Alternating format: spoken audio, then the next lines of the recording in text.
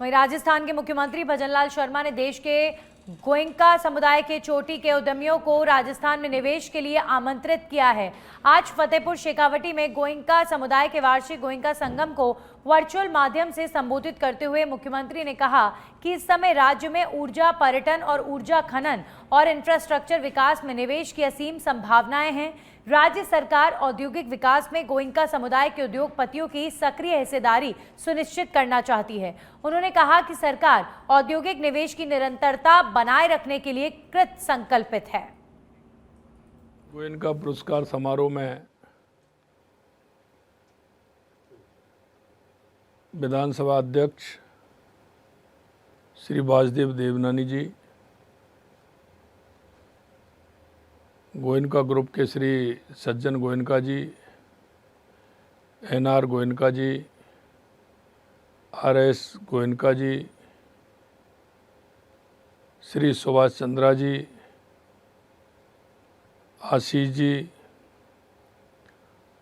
उत्सव के अध्यक्ष श्री ईश्वर चंद गोयनका जी, सभी मेरे भाई और बहनों, आज गोयनका मान्यता पुरस्कार समारोह 2025 के इस अवसर पर मैं सभी पुरस्कार विजेताओं को हृदय से बधाई और शुभकामनाएं देता हूं।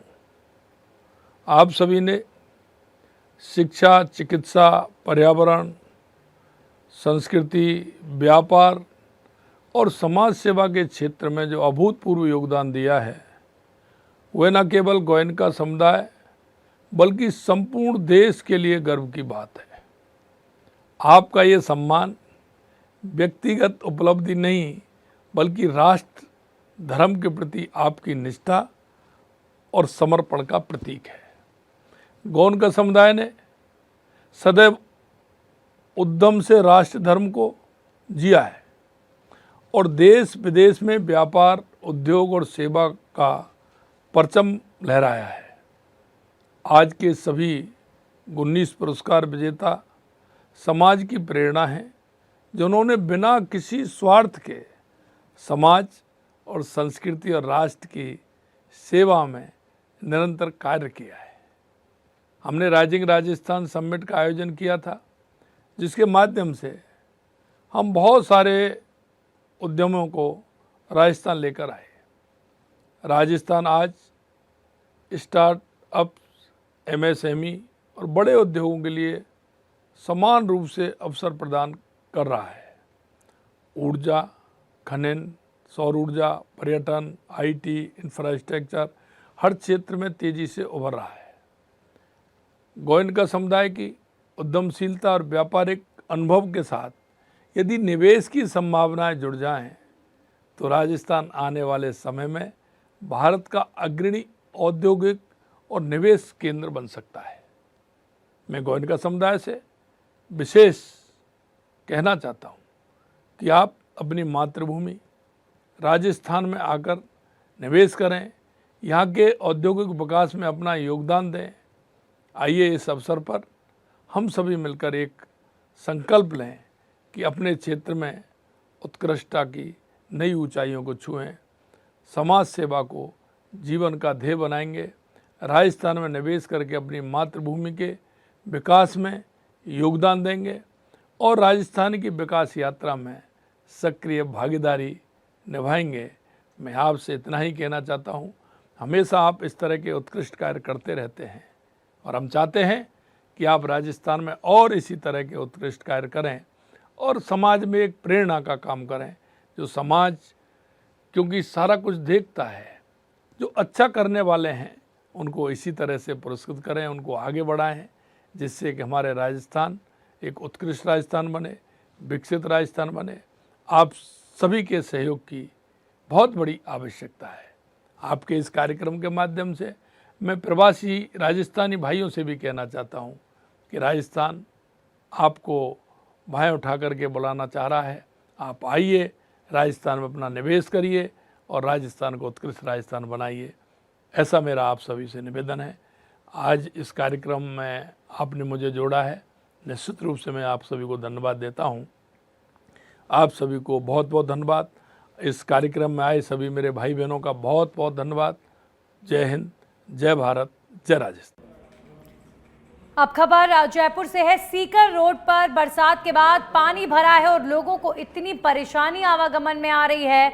उमस भरी गर्मी से हालांकि लोगों को इस लगातार हुई बारिश से राहत मिली है, लेकिन जयपुर में सीकर रोड के हाल बेहाल हैं। आप देख सकते हैं कि कितना पानी आज की सिर्फ कुछ घंटों की इस बारिश के बाद सड़क पर भर गया है और क्या हालात सड़क के हो गए हैं। सीकर रोड की कहानी तो ये हर साल की है, जबकि सीकर रोड जयपुर का वो कॉरिडोर है जो बड़ा महत्वपूर्ण प्रोजेक्ट एक तरह से बना था और उसके बावजूद भी आप देखिए कि इस सड़क के कितने बुरे हाल बारिशों में हो जाते हैं।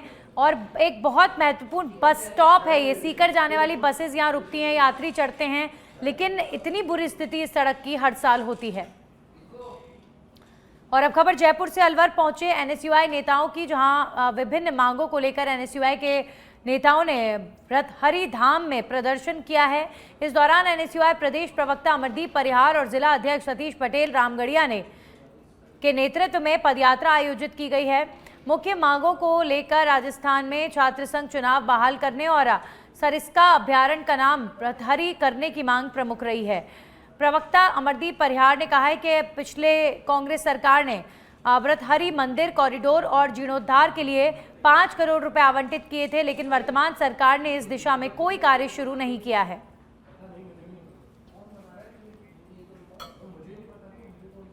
वहीं फतेहपुर कस्बे में भादो अमावस्या के पावन अवसर पर आयोजित धार्मिक और सामाजिक आयोजनों की श्रृंखला में गोइंका शक्ति मंदिर में विशेष कार्यक्रम आयोजित किया गया। इसी क्रम में गोइंका अवार्ड सेरेमनी 2025 में भाग लेने के लिए विधानसभा अध्यक्ष वासुदेव देवनानी भी फतेहपुर पहुंचे। वायु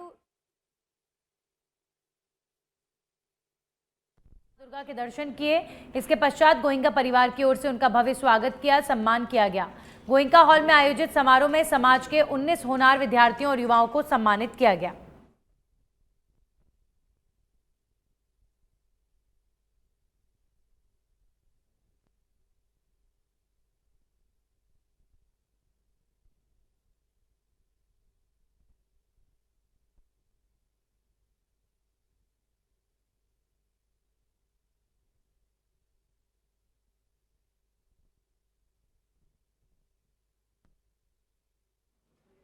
अब खबरों में आगे बढ़ेंगे और बात करेंगे बांसवाड़ा के राष्ट्रीय कृमि मुक्ति दिवस पर भागा कोट स्कूल में जिला स्तरीय शुभारंभ जिला कलेक्टर डॉक्टर इंद्रजीत यादव ने किया। इस दौरान कलेक्टर बच्चों के साथ हिंदी और अंग्रेजी दोनों में पहाड़े बोलते नजर आए। कलेक्टर ने खुशी जताकर उन्हें प्रोत्साहित किया। शिक्षा विभाग की ओर से मुख्य ब्लॉक शिक्षा अधिकारी सुशील जैन ने वृक्षारोपण अभियान की घोषणा की है। इस मौके पर विभिन्न अधिकारियों और जनप्रतिनिधियों ने भी भाग लिया है। वहीं राज्य भर में 1 से 19 वर्ष आयु वर्ग के बच्चों को एल्बेंडाजोल दवा खिलाई जाएगी। कृमि उन्मूलन अभियान के तहत आज जिला स्तर का कार्यक्रम था। सिर्फ अपने जिले में नहीं, पूरे राज्य में और पूरे राष्ट्र में आज ये कार्यक्रम आयोजित किया गया है।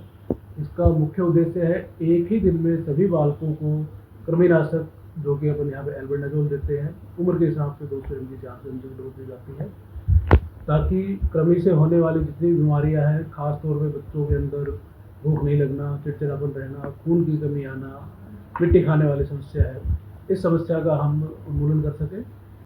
अब खबरों में आगे बढ़ेंगे और बात करेंगे पाली के सोजत क्षेत्र में किसानों की जीवन रेखा कहे जाने वाले गजनाई बांध दूसरी बार ओवरफ्लो हुआ। अच्छी बारिश होने से गजनाई बांध पर चली फिर चादर। 33 फीट की क्षमता वाले गजनाई बांध पर लबालब ओवरफ्लो होने से क्षेत्रवासी भी बांध को देखने पहुंच रहे हैं। वहीं सुकड़ी नदी में पानी की आवक से किसानों के कुएं रिचार्ज होंगे। क्षेत्र के किसानों में छाई खुशी की लहर।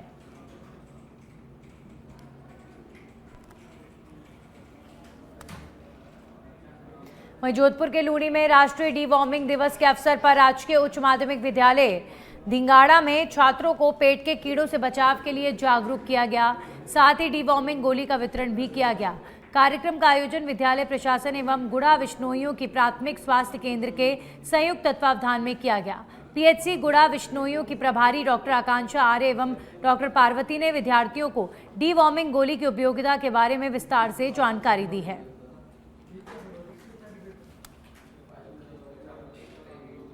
वहीं धौलपुर के सरमथुरा से खबर है, जहां पर आंगई थाना पुलिस ने वारदात की फिराक में घूम रहे एक बदमाश को अवैध हथियारों समेत गिरफ्तार करने में सफलता हासिल की है। पुलिस ने बदमाश के कब्जे से एक अवैध देसी कट्टा 315 बोर जब्त किया है। पुलिस आरोपी से पूछताछ में जुटी हुई है। वहीं अब खबर टोंक से है, जहां पर बरौनी ग्राम पंचायत की ग्राम विकास अधिकारी उषा गुर्जर की अनुपस्थिति में आम लोगों पर ये भारी पड़ रही हैं, क्योंकि सरकारी दस्तावेजों पर अधिकारियों के सिर्फ साइन और मोहर लगाने के लिए लोगों को कई चक्कर लगाने पड़ रहे हैं। 8वीं बोर्ड के फॉर्म भरने में से पहले बच्चों की जन्म प्रमाण पत्र, जन्म तारीख और नाम समेत अन्य दस्तावेजों में सुधार और दस्तावेज पूरे करने के लिए लोग पंचायत के चक्कर काट रहे हैं, लेकिन मैडम उषा गुर्जर सीट पर नहीं मिलती। ऐसे में दूर दराज से आए लोगों को मायूसी मिलती है। पत्र में आ रही है जी परेशानी। इसमें क्या नाम करेक्शन करवाया था, उसमें क्या है जो सरनेम है उसमें थोड़ा चेंजिंग था, तो उसी के चक्कर में। कितने दिनों से आप चक्कर काट रहे हैं? क्या परेशानी हो रही है? 5 तारीख से चक्कर काट रहा हूँ। बस यही कहते हैं रिक्वेस्ट डाल दी हो जाएगा, फिर कभी टोंक भेज देते हैं, टोंक वाले कहते हैं भाई हो गया, अपनी पंचायत से संपर्क करके निकलवा लो नया, तो यहाँ निकलता ही नहीं है। मैडम से कहते हैं तो भाई नहीं निकल रहा तो हम क्या करें। आपके पूर्व साथी ने आरोप लगाया कि कई मैडम कई दिनों से यहाँ पे आती नहीं है, जिसके चलते काम प्रभावित हो रहा है। हाँ 3-4 दिन से नहीं आ रहे। कितने दिनों से आप यहाँ पे आए, कितनी बार नदारद मिली आपको? 3-4 दिन से नहीं आ रहे, बस आ जाए 5-10 मिनट रुके और चले गए। मतलब खाना पूर्ति हो रही है? हाँ खाना पूर्ति हो रही है, काम नहीं हो पा रहा, खाली आश्वासन दिया जा रहा है। किस तरह की मांग आप करना चाहेंगे? कुछ नहीं, बस हम तो ये अपना हमारा काम हो जाए और क्या, और समय पे बैठे और हमारा क्या, किसी का भी काम हो जो समय पे होए। परेशानी का मैं तो दत्तवास से चक्कर काट रही थी। आवाज जनार मैडम से भी ये अच्छा जनार खूब लड़ रही है। मैडम बोले है जाओ लो काम। अब दत्तवास से आ रही तो मैं 400-500 रुपये में पेट्रोल मार, अब काम ही नहीं रही साहब। ये जन्म प्रमाण मैंने 8 की 8 तारीख आ गई ना बोर्ड की परीक्षा से, अब कहीं करा सब। अब मैडम मले को ना मक्ति दूर से हम तो परेशान है रही थी। कितनी बार आपने मैडम को मिला? मैं 2 बार तो आपको अब अंदर फोन कर पूछा था, मैडम ही बोले साहब फोन। समस्या है मेरे बच्चे के नाम में कुछ मिस्टेक आ रही थी, तो मैं दूसरा जन्म प्रमाण पत्र बनवा रहा था यहाँ पे, तो 1 तारीख से चक्कर काट रहा हूँ, पर अभी तक मैडम कहती है आज हो जाएगा कल हो जाएगा, पर कोई भी समाधान नहीं हुआ। और नई टाइम पे यहाँ पे आती है, कल भी नहीं थी परसों भी नहीं थी, अभी आई तो 5 मिनट के लिए रुक के चली गई। और अभी चेक कर फिर टोंक गया मैं, तो टोंक उन्होंने सिर्फ आधे घंटे पूरा काम कंप्लीट कर दिया और बोला कि आप बरौनी जाके निकलवा लो। यहाँ आए तो यहाँ निकला ही नहीं वो मैडम।